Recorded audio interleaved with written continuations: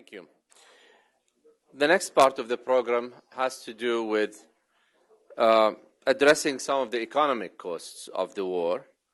And to do that, there's no one that probably is more of an expert than this than Professor Linda Bilmes, who's the Daniel Patrick Moynihan Senior Lecturer at the Harvard Kennedy School. She's perhaps best known to all of you as the co-author with Joe Stiglitz of the 2008 book, an international bestseller, The $3 Trillion War, The True Cost of the Iraq Conflict, now translated into 22 languages, which cast a spotlight on the direct and indirect costs of the war and the impact of lost investments on the U.S. economy. Professor Bilmes is one of the leading experts in the United States studying the costs of war and has pioneered work in the area with a particular focus on the long-term costs related to veterans. She has written extensively on topics of wartime spending and its impact on future national security considerations. She is also one of 30 academics contributing to the recent Brown University Costs of War project, which has established a website for following these issues. We're very fortunate to have Professor Bilmes with us today to address this critical and far-reaching legacy of the Iraq War, a war that administration officials testified at the time would pay for itself. Please join me in welcoming Professor Linda Bilmes to Carnegie.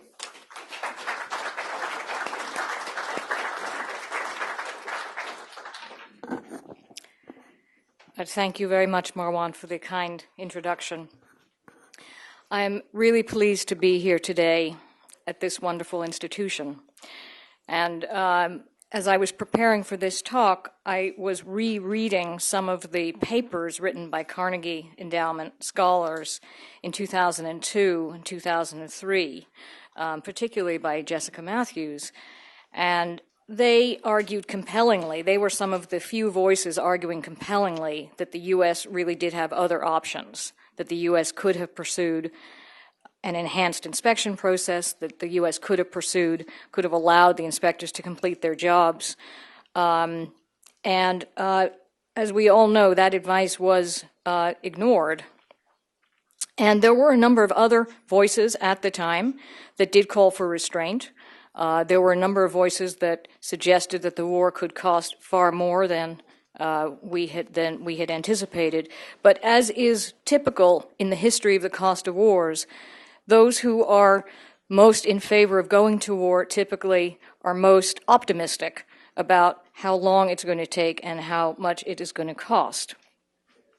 And you may recall back to that time 10 years ago when we were told that the war needed to happen very quickly before the summer became too hot for our troops, and that it would be quick and cheap. So 10 years later, that decision to ignore the voices of caution has literally cost us trillions of dollars and counting. And you may recall that before the war, the Bush administration had predicted that the war would cost about $50 to $60 billion. And that was the estimate from Donald Rumsfeld and Mitch Daniels and Dick Cheney. And in fact, Larry Lindsey, the top economic advisor in the Bush administration, was fired for saying that the war might cost up to $200 billion. And Larry subsequently wrote a book in which he argued that many of the problems that occurred later on in the war were related to the fact that no one early on was willing to confront the true potential cost in those early days. Today, the U.S. has already spent $2 trillion in direct outlays for Iraq, over $3 trillion if you include some of the indirect costs that I'll describe and some of the Afghanistan costs. And at this point, as we're thinking about the difference between $50 billion and $3 trillion, I usually remind my students about the difference between a billion and a trillion, because they kind of sound the same. Just sort of thinking about it, we know that if you had $1 million $1,000 bills stacked up on the table here, this would be about 4 inches high. and a billion would be about 350 feet, which is, well, the Washington Monument is 555 feet, and the Capitol Dome is 268 feet, so it's somewhere in between that range. And a trillion $1,000 bills is 65 miles high. So we're really talking about an order of magnitude, that's the definition of order of magnitude, bigger when we think about the war costs. But that out-of-pocket cost is just a fraction of the total cost. Of course, there are many costs. There are costs to Iraq, there are costs to the regions, there are opportunity costs of what we might have done with the money. But this morning I'm going to focus on 3 areas of implications of the costs as follows. First, I want to argue that one of the most significant challenges to future U.S. national security policy is not going to stem from any external threat, but from simply coping with the legacy of the cost from the Iraq War, from these wars that we have already fought. Second, I'll argue that the costs of war are not only high, but unpredictable. The Iraq War cost far more than originally estimated, but it also set off a chain of events that had far-reaching economic consequences. And third, we discovered that the U.S. lacks any kind of system to track war costs, and that by ignoring the costs, we made it much easier to make poor choices. So let me turn first to the first point, the legacy of costs. The legacy is the long-term commitments that we have made to members of the military, to veterans, and their families. Historically, the bill for war costs always comes due 30 to 40 years after the war. The peak year for paying disability benefits to World War I veterans was in 1969, more than 50 years after armistice. The peak year for paying World War II veterans benefits was in the late 1980s. Payments to Vietnam and Gulf War I veterans are still climbing. And even the first Gulf War, which only lasted for a few weeks, is a war that costs us more than $5 billion a year in disability benefits, which is twice the annual cost of paying for all 400 national parks. But the magnitude of future expenditures will be much higher for Iraq, because this war has been characterized by much higher survival rates, more generous benefits, and new expensive medical treatments. Between 2001 and today, the Department of Veterans Affairs, the VA budget, has increased in real terms from $61 billion per year to $140 billion per year. So from 2% of the U.S. budget to 3.5% of the U.S. budget. And much of this growth was due specifically to the Iraq and Afghanistan wars. And here, when I speak about veterans, I am including both Iraq and Afghanistan veterans because so many of the veterans fought in both wars, and the VA does not actually keep statistics separately. So they are all aggregated. But more specifically, because when you think about many of the injuries and traumas that have occurred as a result of the past decade of war, it has been the cumulative effect. For example, post-traumatic stress that has been exacerbated by that third tour of duty in Afghanistan after severe firefights and 2 in Iraq. I don't want to overladen you with statistics, but I'm about to. So let me go through a few numbers here. Since 2002, the number of men and women who have been deployed to Iraq and Afghanistan is 2.5 million. 1.56 million have returned home and left active duty and therefore become eligible for veterans' medical care and benefits. Now, we knew, looking at the history of past wars, when Joe Stiglitz and I were writing in 2008, we knew that there would be long-term cost consequences. And we predicted that the costs of medical care and disability benefits would grow. We predicted that by today, 45% of new veterans would be receiving medical care in the VA and that 40% would have applied for disability benefits. But we were wrong. Our estimates were far too low.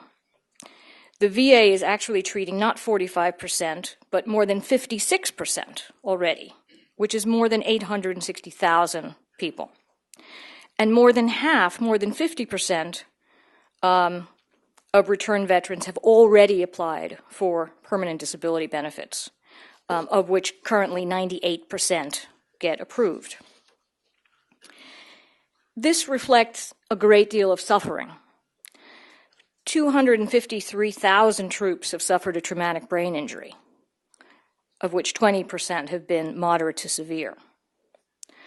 1/3 of veterans returning are diagnosed with mental health conditions, in many cases concurrent with traumatic brain injury.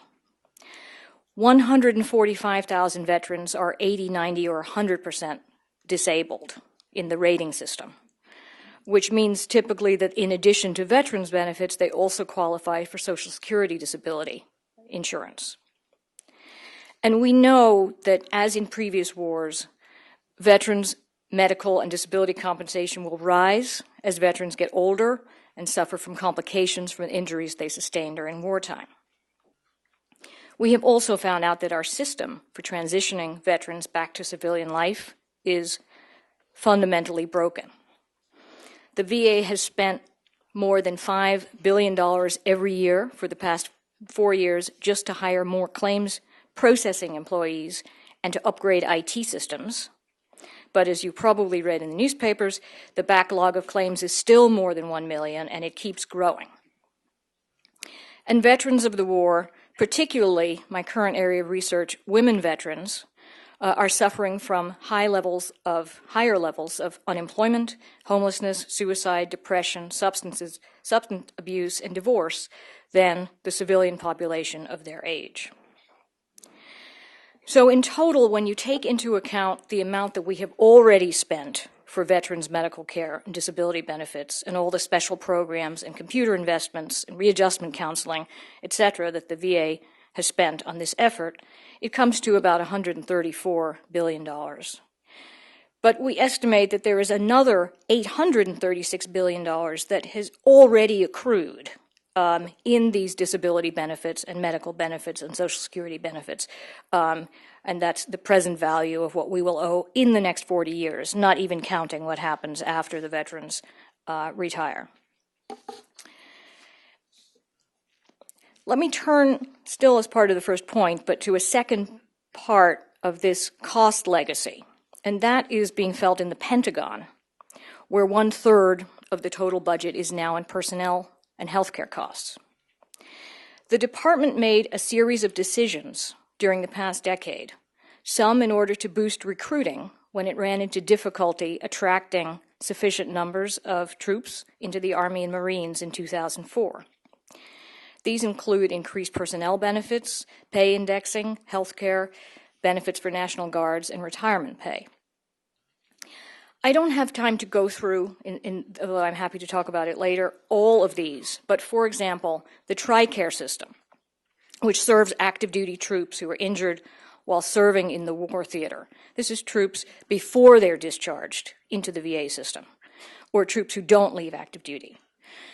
And their families. The TRICARE system is the fastest growing part of the Pentagon budget. TRICARE spending has risen from $18 billion in 2001 to $56 billion today. And this is largely the result of wartime decisions, including expanding TRICARE to include National Guards and reservists, which it didn't before because they'd made up 40% of the fighting force, keeping copays and enrollment fees extremely low so that the price for troops and retirees is a tiny fraction of the private sector cost. And during this period, the cost of private sector health insurance has skyrocketed. So the differential between getting health insurance in the TRICARE system versus in the private sector has gone from 3-to-1 to 9-to-1. And so unsurprisingly, the number of people who are eligible for TRICARE who are participating in the system has risen from 22% to 59% as a result of basic economics. In addition, the sheer raw numbers of claims in the TRICARE system has risen extensively. For example, behavioral counseling, health counseling for troops and families rose by 65%, and counseling for the children of troops has risen by 85%. And medical visits from active duty troops due to musculoskeletal problems grew from 2.8 million to 4 million as of 2009. And another interesting factor is that the companies that make up TRICARE were some of the biggest beneficiaries of the war in terms of profits. When I did some work a couple of years ago and wrote a paper on who were the main beneficiaries of the war in terms of profits, I had expected to see Blackwater and Halliburton and the kind of usual suspects. But in fact, at the top of the list were the three companies that make up TRICARE, who taken together would be the sixth largest contractor in the Defense Department. This is because they've enjoyed enormous amount of growth with all of these additional beneficiaries coming into the system, but since they haven't passed on any of the costs to those beneficiaries who still pay less than $250 a year for health care. But the government has reimbursed all the increases in the actual price of diagnostics and the actual utilization of treatments and diagnostics within the TRICARE system is much higher than in private sector systems. And this TRICARE problem will increase even further when the Affordable Care Act pushes everyone into buying a medical plan, because for all of those who are not insured now, particularly guards and reservists, of whom at least 30%, according to a recent RAND study, don't have insurance, it will be cheaper to buy into the TRICARE system than even to pay the penalty for not having insurance. Another key decision taken in 2004 in response to the recruiting shortfall was to adopt higher pay scale indexing in the Pentagon. Previous pay increases were linked to the Employment Cost Index, but in 2004, the department changed that to use the Employment Cost Index plus 0.5%. And this has added a whole other layer of cost to the DoD base. And for the past 2 or 3 years, the Pentagon has been asking Congress to repeal some of these benefits, for example, the additional incremental pay indexing, and to increase the co-pays for TRICARE. But politically, it's very difficult, as you will all understand better than me, to change these benefits, and so far there is no likelihood of major reforms. And finally, on this point, the Pentagon has a retirement system in place in which we only pay service members who have served for 20 years. If you serve for 19 and a half years, you don't get anything, which means that in the all-volunteer force, the vast majority, 87% of Iraq and Afghanistan troops will not qualify for pensions through the Defense Department. And in my theory is that one of the reasons for the huge pressure on the disability system is that troops get out. I work with a large number of active duty and veteran troops. I have about 20 who work for me at the Kennedy School. And the feeling is they serve for several years, they serve 3 tours, they don't get anything, but they're not quite the same. And the disability comp system essentially becomes a small benefit that takes the place of any kind of a pension system. And I believe that there will be increasing pressure for that to be reformed, which will add another layer of long-term cost. All of these legacy costs that I'm describing are in addition to the legacy of needing to replace a generation of military equipment and vehicles, which has been depreciating at 6 times the peacetime rate. Not to mention long-term commitments, such as the agreement we have signed to support Afghanistan for the next decade. All of this together adds another $700 billion or so to the cost of the war, and it means that the U.S. will not be enjoying a peace dividend. Quite the contrary, the Pentagon, which is already facing pressure on its budget, will have its hands tied very much over the next decade, coping with the legacy of these costs. Let me turn now to my second point, after I do a Marco Rubio here. The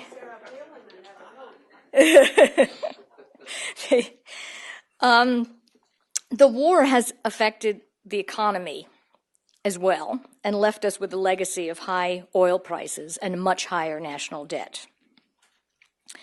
And the Iraq war cost set off a chain of events that has had far-reaching consequences. I've been speaking up until now about budgetary costs, but of course there are vast costs to civil society, both here and in Iraq, and economic costs and financial costs. And some of the costs that I'm now going to talk about are costs that are borne by individuals in society or society at large rather than directly by the government.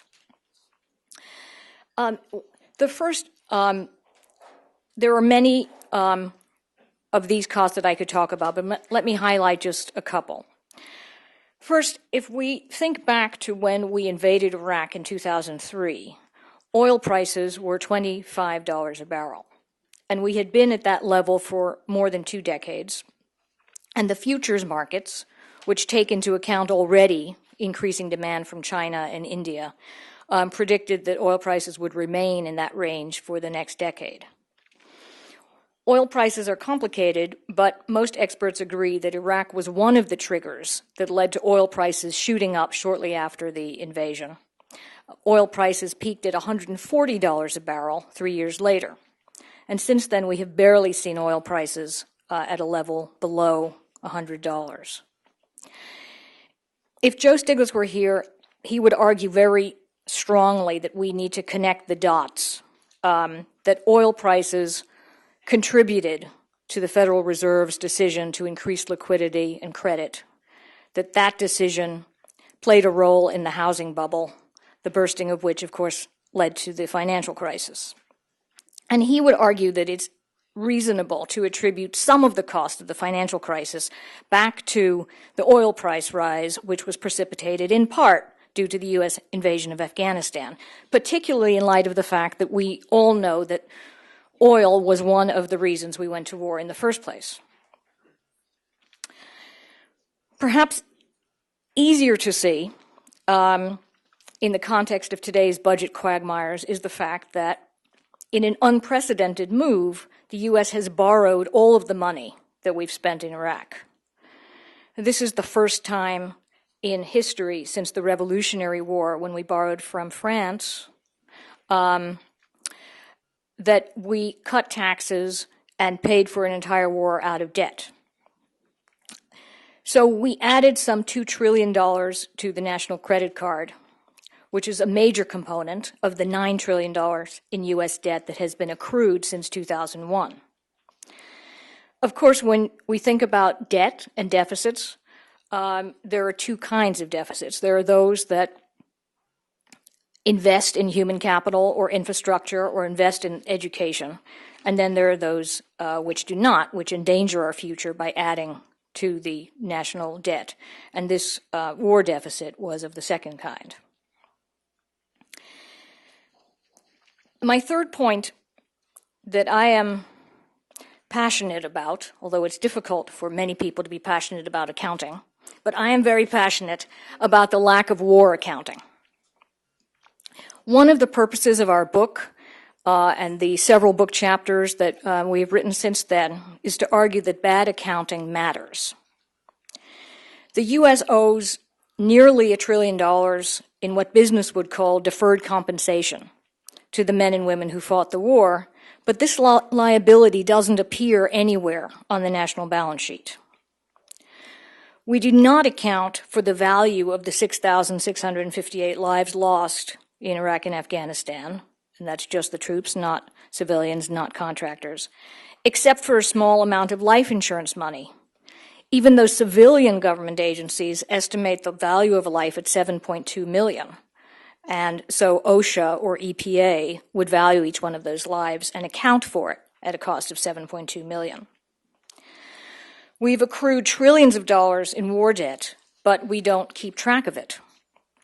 And in recent years, the Congressional Research Service, the Congressional Budget Office, the GAO, the Pentagon, Inspector Generals, and others have repeatedly and loudly bemoaned the fact that we lack the basic accounting systems necessary to understand where the money is spent.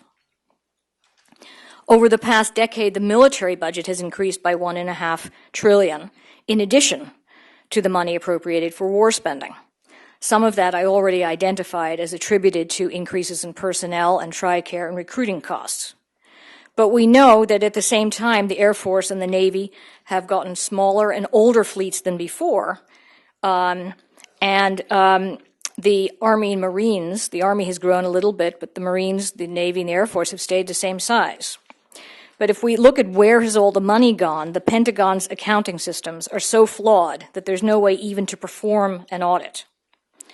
And the result, unsurprisingly, is not only that we can't track war costs, but a legacy of rampant waste and cost overruns and war profiteering and commingling of war and non-war related funds.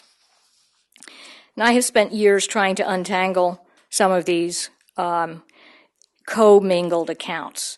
But it shouldn't be the fact that in a city where there are thousands and thousands of economists, many of them my former students, that it takes somebody sitting outside the government to track where trillions of dollars have been spent. We have also created a system in which Congress can and has appropriated vast sums of money for war and yet circumvent the entire budget accountability system by calling it emergency money. We've had more than 30 emergency supplementals which have funded the war. And the whole point of these emergency supplementals is that they're supposed to be for actual emergencies like earthquakes and hurricanes, where the priority is not to pay too much attention to anything except getting the money fast.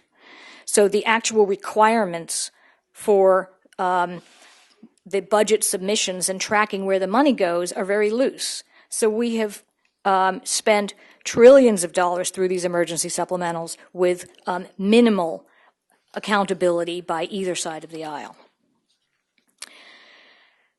I want to stop soon, so let me conclude by saying that one of the lessons of Iraq is that by underestimating the costs and ignoring the costs and refusing to think about how we pay for the war, we made it easier for the cost to grow and to make poor choices. Democracy relies on an informed citizenry, but we have trillions of dollars that have sort of sneaked up on us without anyone really knowing how much was being spent. We have spent $2 trillion at least to date in out-of-pocket money. We have committed at least an additional $2 trillion to date in veterans, Social Security, and defense spending. And if we add in any of the micro or macroeconomic costs, any impact from oil prices, any impact from the thousands of people who've left their jobs to become caregivers, we easily reach $5 trillion. If we add in Afghanistan costs, which after all were precipitated by the fact that we diverted 80% of troops and money to Iraq in 2003, we easily reach $6 trillion. That's a lot of money on which to have almost no accountability, almost no transparency, and it's money that has left us the poorer in many, many ways. Let me stop there and take questions.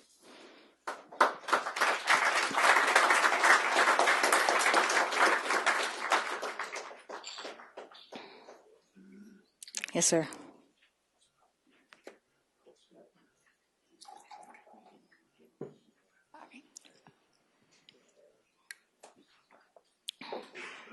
For those of us who have watched the Iraq War, both prior to the war, during, and after, we can point.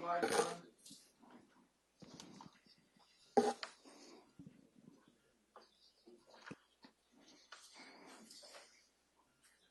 those of us us who watched the Iraq War before, during, and after.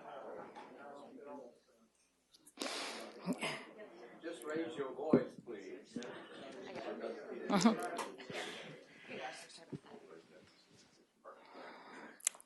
Is it working now? Yeah. For those of us who watched the Iraq War, both prior, during, and after, if we looked at it before, we can point to certain things, certain decisions that were made before the war, and certain decisions that weren't made, and we can look at some of the consequences of those decisions or non-decisions later.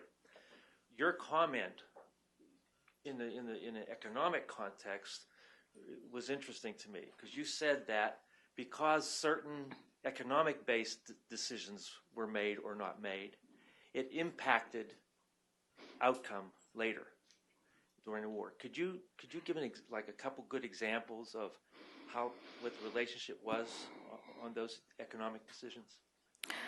Well, I think that the number one decision that has led to long-term consequences is that there were two main decisions with regard to Iraq. One was the decision to invade Iraq, and the second was how to pay for it. And the decision that was taken was that we would not, unlike previous wars, we would not increase taxes, we would not do anything special to pay for the war, but we would put the war, don't forget that at the time, we had $6 trillion in debt. We now have $16 trillion in debt. We had actually less than that. We had $5.8 trillion in debt. So the decision at that point in 2003 to cut taxes at the same time that we went to war was a major decision that has had long-term consequences.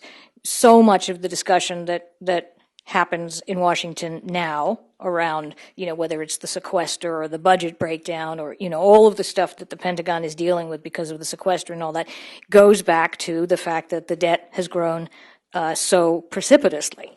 And the original decision that sort of triggered the debt, and as anyone with a credit card knows, debt begets debt, and was the decision to immediately, within the first couple of years, add hundreds of billions of dollars through borrowing.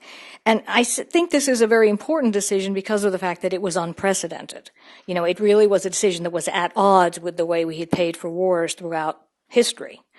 So it's hard to argue that we just kind of did what we always did, because we did something actually quite different. I think some of the decisions, like the one I described in the Pentagon about changing the way pay indexing was done, were decisions that were taken at the time for a specific reason, which was the recruiting shortfall. But we didn't think about the fact that it would be, and maybe that was the right decision, but there was no conscious decision to think about the fact that if we do this, we will be baking another 0.5% increase into pay rises forever, pretty much, and no way of sort of thinking through, because in the kind of, rush of money that came in with the war and the rush of the ability to get Congress to appropriate anything, we didn't think about that. We also didn't think about the fact that even though we knew from previous wars that every dollar spent would cost at least another 50 cents in veterans' long-term costs, we didn't give Congress the choice of appropriating anything for those long-term costs. So we sort of willfully, purposefully underpriced the war. Brian? Brian, you. Thank you, Brian Bender. Brian Bender with the Boston Globe. A couple of quick questions. One, the unforeseen Pentagon budget costs that you talked about. Just real quick, is that included? Do you include those costs in your overall estimate of the long-term cost of the war? And then I guess the second question is, do you have a new estimate of that total long-term cost of Iraq specifically? Obviously, it was $3 trillion at one point, but it sounds like you've gone back and recalibrated some of your estimates, so assume that it's higher. And then sort of the last question, if I can lob one more, is just briefly, what is your advice for Congress, for policymakers, on what to do about this? Not just in the future, to take into consideration some of the things you're talking about that were willfully ignored, but is there a way that they should start to plan for or account for some of these Iraq war costs, given that they'll be around for so many years? So, Brian, so you asked a few questions. I mean, the quick answer to your first question is we had, when we wrote the $3 trillion war, that was essentially based on forecasting from previous wars what we expected the long-term costs of veterans and military personnel to be. We've now been through, I mean, I have personally analyzed 600,000 veteran claims. There are 860,000 claims, so, I'm well on the way. And as part of a team at University of California, San Francisco Medical School, where we analyzed the medical, the social, and the economic cost of each claim. And the TRICARE cost that I outlined is part of sort of the new and updated analysis. So when we wrote the $3 trillion war, we came up with the number 3 trillion because no matter which way you counted it, the minimum you could get to was 3 trillion. And we didn't include financial interest costs in that. If we had included economic costs in that amount, I mean, we could have called the book then 4 trillion or 5 trillion. In fact, Joe Stiglitz got in trouble with our publisher for running around the world calling it the $5 trillion war when people would be asking for the wrong book. The minimum now, the minimum that it could cost is 4 trillion. Many of our costs were accurate, but the veterans' cost in particular and some of the TRICARE costs have grown a lot faster than we had predicted. So the minimum. But where the range was kind of 3 to 5 before, it's sort of 4 to 6. The Brown cost of war study is putting it at 6 trillion. I'd probably put it at 5 trillion, but it's at a minimum, it's at least $1 trillion higher. Now, secondly, in terms of what to do about it, I mean, I have a number of proposals on the veterans issue, which is where I have spent a lot of my time. The first major recommendation is that we should be appropriating money into a veterans trust fund at the time that we go to war. So right now we underprice war. We underprice war the same as if we said, here's a car for $20,000, but in fact it's actually, there's a hidden price tag of another $30,000.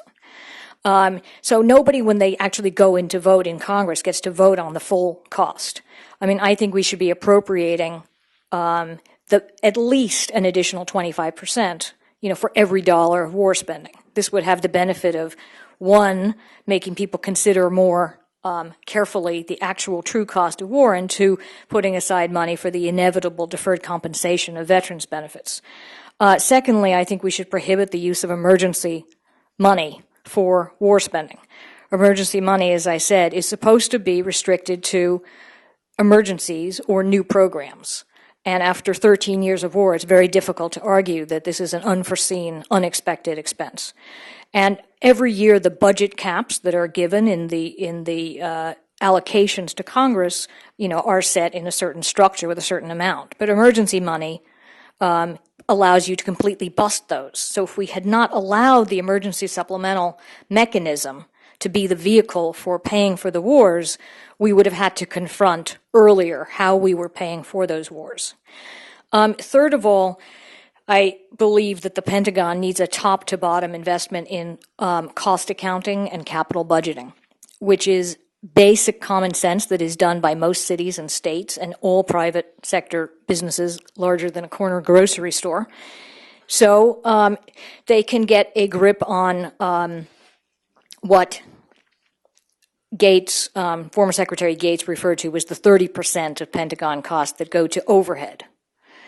And we are well aware of the fact that the sequester is a very crude method for cutting budgets. It's like what I call the cutting off your arm to lose weight method. It works really well, but it creates some other problems because of the fact that dieting is really tedious and painful and takes a long time. And what the Pentagon needs in particular is a way of tracking through cost accounting indirect costs. So not just the cost of the final cost of a weapon, but all the costs associated with developing it and planning for it and evaluating it and procuring it and reevaluating it and auditing it and monitoring it, and, all those indirect costs that add so much to the base. Third or fourth or whatever I'm up to, on the VA disability claims system. It's been obvious to me for a long time that the system is completely broken. We have spent, by my counting, at least $20 billion on trying to fix the bad system. Trying to hire people, to train them, to invest in the IT systems, et cetera. The system's still broken. And that's because the system is the wrong system. What we should be doing is something closer to what the IRS does with taxes, which is that they don't audit all the taxes. They just audit some of the taxes. You accept the taxes and they audit some. That enables the system to function. And in the VA, they should, considering that 98% of the claims get approved in the end, we should be simply taking all the new claims, approving them to a minimum level, auditing a small subset, and giving them a final resolution within 5 years. The medical system, Blue Cross Blue Shield, processes 30 million medical claims a year. They do 99% of them within 30 days, and we should be able to do the same thing. So those are some of my suggestions. Yes, the gentleman in the yellow tie. That's you. And then I'll go to... Hugh Grindstaff. I'm a Vietnam veteran who's getting care at the local VA. And really one of the biggest hazards sometimes is the claims person who determines what kind of claim you get. I'm there for Agent Orange related, and I had a stroke. They didn't increase my allotment, but anyway, getting back to it, what you have now is sort of like you have in the regular community. The Vietnam veterans and now the AIVA, or the Iraqi Afghanistan veterans, are hitting the system at the same time, but the Vietnam veterans are getting geriatric treatment. And that is going to drive up the cost of the VA a lot. And General Shinseki, getting back to Iraq, he said we would need 400,000 troops, and now he's at VA, and he's not getting much more support there than he did. Well, I mean, I think that the team at the VA, General Shinseki, Scott Gould, the team at the VA has worked, they're a top-rate team. And so the way we should be thinking about it is that even with the best possible leadership at the VA, that really, really tried hard to make the current system work, it's not working. And which leads me to think that it's the system. The system is the graduate school application system. You have to fill in a huge amount of paperwork and send it in to someone who then sends you back something that says you're missing this piece of paper, that piece of paper, whatever. That's the system. I mean, the system should be basically a system that accepts that we cannot humanly, in 57 different regional offices around the country, and with 25,000 26-year-old disability claims processors with an attrition rate of 18% a year, we can't do it. And so we need a different kind of system. And what has happened in the VA, as you are well aware, is that part of the problem is that the General Shinseki and others have tried to make Agent Orange and others more presumptive to the veteran to recognize the legitimacy and open access to certain claims. But the capacity of the actual process has not been able to accommodate that. So you have a real mismatch. And their belief is that technology is going to fix the problem, but I believe the evidence suggests that it's not. Okay, the gentleman in the blue tie.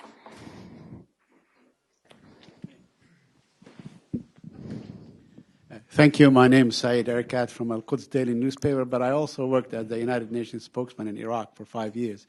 So I want you to comment, if you may, not so much on the trillions of dollars, but actually on the much lesser figure of hundreds of billions of dollars that was wasted under something called the PRTs, the Project Reconstruction Teams, mainly under the Pentagon in which they would start something and never goes forward, it never would be completed. The Iraqis never benefited out of it. Where did the money go? Who accounts for that? Thank you. Well, I think,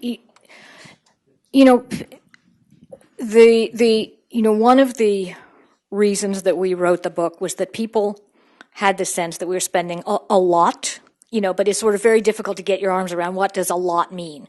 And when you come to the Reconstruction money, I think that it's particularly sort of hard to think about. So just to kind of put it in context, for example, in Afghanistan, we spent $87 billion on Afghani reconstruction, most of which the Pentagon has, as they put it, lost visibility on it.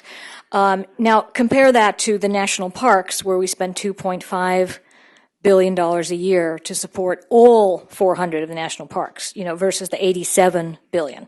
I think if you asked most Americans, they would say that's a bad allocation of resources. National parks versus. Now, in Iraq, the U.S. portion of the reconstruction funding has been about $61 billion. When we look into the sort of disappearance of that money, what we find is that, it goes back to this issue of accountability. Many of the systems, when you actually go through the Pentagon system, contract by contract by contract, and there are more than 30,000 contracts, the contracts don't require any reporting relationship for small contracts. And so you find that the reason there are so many small contracts is because there's actually no documentation required. You find a lot of the contracts that have gone into the reconstruction are classified under what's called miscellaneous foreign contracts, which is a kind of black hole. I mean, you really have no idea what that money is for. And the question is, if you set up a system where contracts under $100,000 don't require any documentation, contracts under $1 million or actually up to $25 million can be called miscellaneous foreign contract with minimal documentation. Of course, there is going to be disappearances, corruption, profiteering, et cetera, et cetera. I mean, the system invites it. And it will never get to the bottom of where all that money has gone, but what we can do going forward is think about what kind of accountability mechanisms we set up to allocate, award, track, and monitor money. And I think, I was with General McChrystal last week, and he was talking about the scar tissue, as he puts it, created by the wars. And one of the things he was saying, he was talking about scar tissue in a number of ways. He was talking about scar tissue that comes, for example, from drone attacks, whether or not they kill civilians. He said every drone attack creates this sort of scar tissue because people think that they do. And as we were talking afterwards, he was saying that a lot of this reconstruction money had created a sort of scar tissue because it perpetuated and created this idea that we didn't care about money, we were just throwing money at the problem, corrupt people could get their hands on money. It created this kind of scar tissue, which is another sort of legacy of so much money being thrown at the war with so little accountability.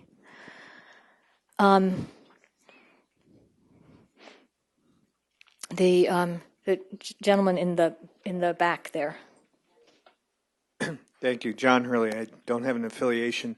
So you make a very compelling case, very sound recommendations, but things in Washington don't happen without Hill, usually a Hill involvement. So do you detect any interest by the Hill or Congress in doing anything with respect to your recommendations?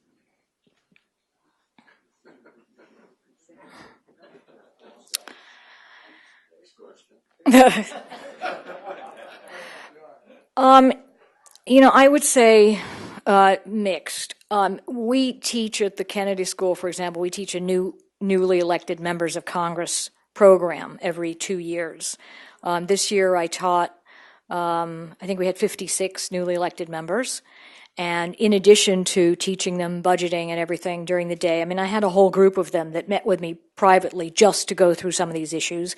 A lot of interest in reforming the veterans disability system, a lot of interest in what's going on in the TRICARE and Pentagon healthcare systems. I mean, a lot of interest in trying to get information. I have a lot of staffers on the Hill who are contacting me and my students all the time trying to get information. I, have not seen that translate into somebody who would fall on their sword, so to speak, to try and lead a complete transformation in how we think about war costs. And I don't see anyone who is sort of about to take that charge. I think a number of those who have looked at it carefully, for example, Bob Filner, who was the head of the House Veterans Committee, who has very much embraced my reform ideas for the disability system. He left Congress now and he's mayor of San Diego, so some of them have kind of moved on. I would say there's more hope for some reform in the veterans disability area than the overall reform. Were some of these newer ones that you said you gave the seminar to, were Tea Partyist? I would say 2 years ago, when we had the one, so not this December, but 2 years ago, when Doug Holtz-Eakin and I were leading a discussion on the lifting of the debt ceiling. Some of the Republicans who were there actually walked out of the room. Now, this year we didn't have that. So, people were more willing to listen. But I think that the extreme wing of the Tea Party typically does not attend the Harvard new members conferences. In my experience, yes. Jessica Matthews. Yes. Among economists, is there significant debate about your estimate, your $5 to $6 trillion estimate? And if so, on what are the key issues that if we were a room full of economists, we would be tangling with you on? Well, that's a great question. I think that, the original estimate, when we had the original estimate of $3 trillion, came back to us sort of early on from a former student of mine who was working in the administration and who was a brilliant student who was a fairly senior job at OMB, had called me and he said, I've been tasked with setting up a committee to scrutinize all the numbers in your book and to discredit them. I just want to let you know that. And I said, okay, fine. And he came back to me 6 months later and he said, okay, so I want to tell you, we've been through the book, with fine-tooth comb. We can't discredit any of the numbers because they're all our own numbers. So what we are going to argue is that it was worth it. That, and sort of short, and in that period came out the comments from President Bush and others that we don't go to war based on green eye-shaded accountant type, stuff and this kind of thing. I mean, so the argument was not so much around the numbers. And I think that the numbers, the discussion among budget people around, is it 1.7 or 1.9 or, how much of TRICARE do you, attribute to the wars or whatever are minor.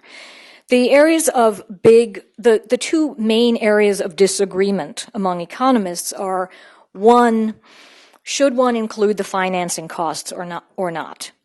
Should one include the costs? If you say my house, cost $500,000, you don't usually include the cost of your mortgage, even though you're going to be paying, 5% or whatever.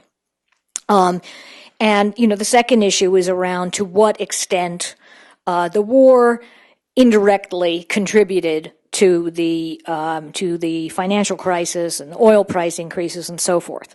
So with the oil price area, I mean, what we did was the oil prices went up by $100 a barrel. We've only attributed between $5 and $10 a barrel of that increase to the war costs, which is already several hundred billion. So we, have certainly from discussing it with mainstream people like Dan Yergin, found that pretty strong support for attributing some percentage of that oil price increase to the Iraq War.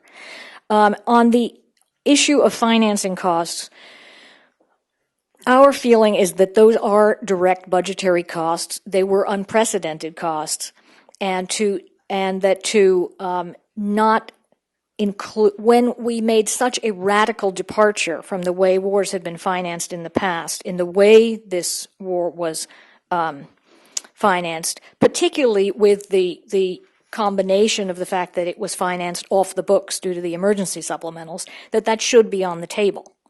Now, the reason that we called it $3 trillion war, and that I'm saying the minimum is $4 trillion, is that if you exclude all interest costs and all financing costs, you get to $4 trillion already, not thinking about that.